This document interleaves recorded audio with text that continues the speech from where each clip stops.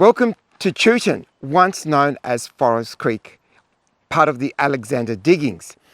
The discovery of gold changed this area forever. And in 1851, the Forest Creek's diggings were to become the world's richest shallow alluvial goldfields in the world, and it attracted people from all around the world. Because this area grew so rapidly, it was not surveyed and planned like Castlemaine was. Chewton was named after the British Army officer Viscount Chewton. So we're going to take a walk around this meandering road that follows through to Castlemaine and check out some of the old buildings from the 1850s that have survived over the years. So come along with us and let's check them out. So we're looking at Hootin' Tootin' Chewton.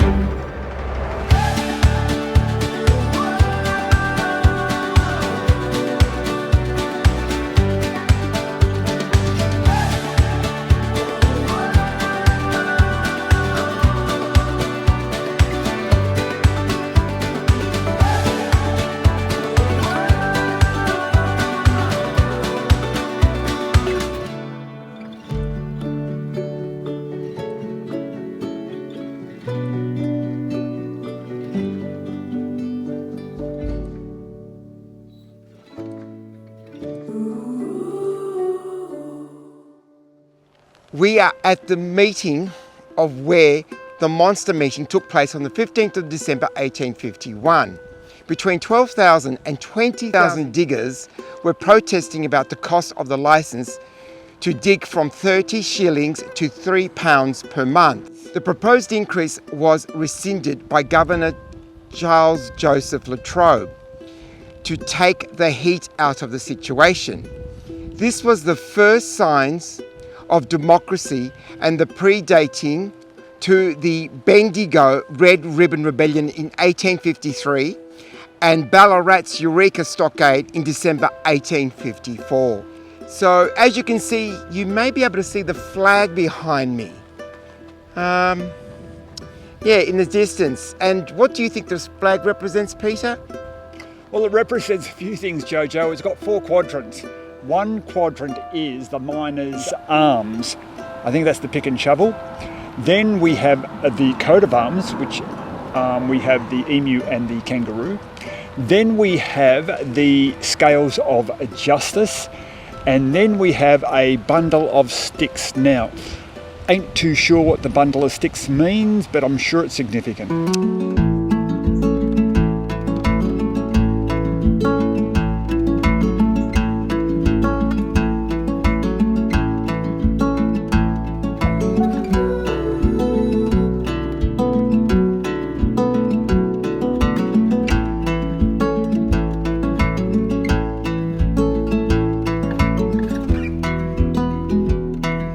Peter here. Behind me we have Norton Cottage, built in 1860. Now the cottage has become famous because we once had a Victorian premier who lived in this cottage. The premier's name was James Patterson, and he was premier between 1893 to 1894. So not a long time. Maybe like Jacinta Allen. Hopefully not a long time. Behind me is the Jesser Ottery store, which was built around the late 1850s. It was one of the 2 fruiterers in the main street, which boasted in all 70 different businesses.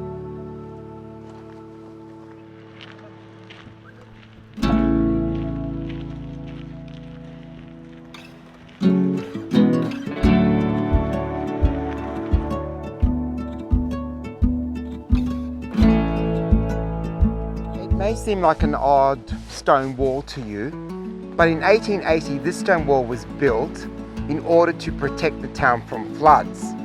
And in 1889, Chewton ended up with some severe flooding. And the reason why I'm telling you this is because I'm going to share a little story with you once I get to the Red Hill Hotel. But they also built up the stone wall after the 1889 floods.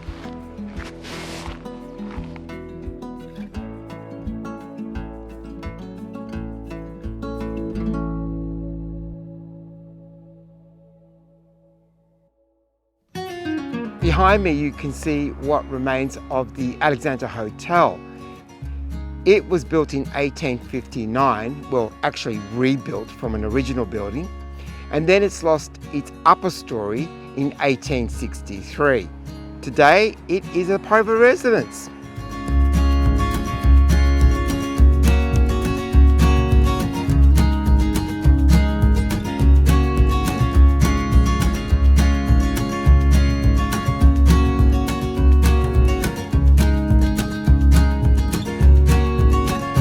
Behind me is the Red Hill Hotel, which was built in 1854 or around that time.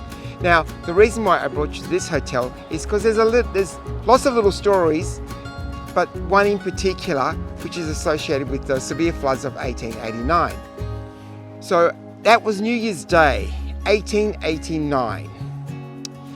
On the 18th of May, which tells you it's some months ahead, the funeral of 2 drowned miners took place. Apparently, the men's 2 bodies had been confined here until they were ready for interment. Their bodies now rest in the Chewton Cemetery.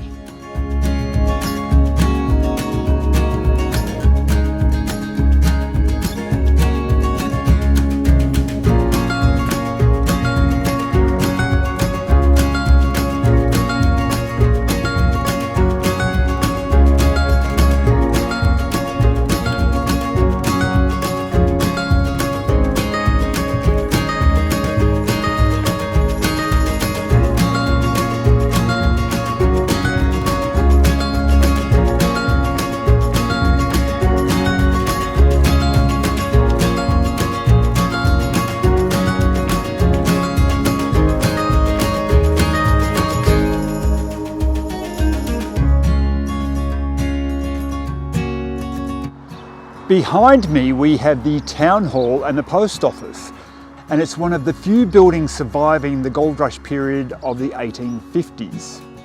It was built as a private venture around 1858 for the use of the general community. The Chewton Borough Council held its meetings here from 1861 to 1916, and for most of that period it was also used as a courthouse. Today it operates as a museum. It hosts a lot of memorabilia from the local town, and it's one of the smallest town halls in Victoria. So come along and fossick through their museum at some time. Behind me is one of the oldest portable lockups in Victoria. It was built around circa 1860s.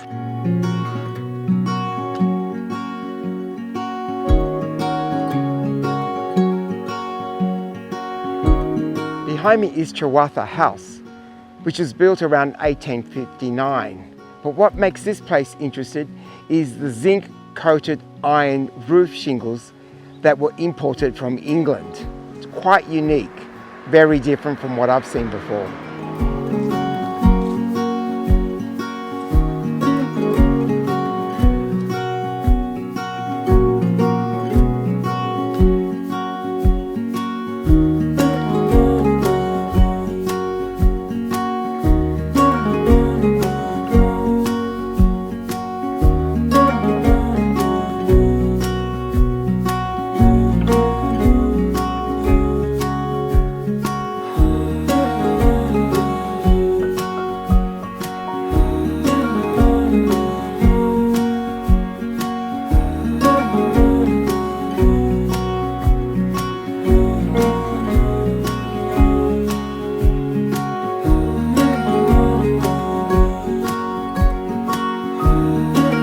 Okay, the Blackwall Arms Hotel, built around 1864, serviced the whole Wattle Gully area.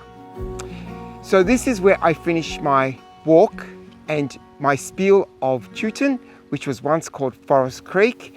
And if you feel so inclined to do the walk, pick up a brochure from the Information Centre at Castlemaine. It'll give you all the descriptions and the buildings and the locations. Take a walk into history and check out all these amazing pieces of architecture that have been left from the gold mining era. That's all from me today. We'll see you on our next adventure. Thanks for coming along. Bye, folks.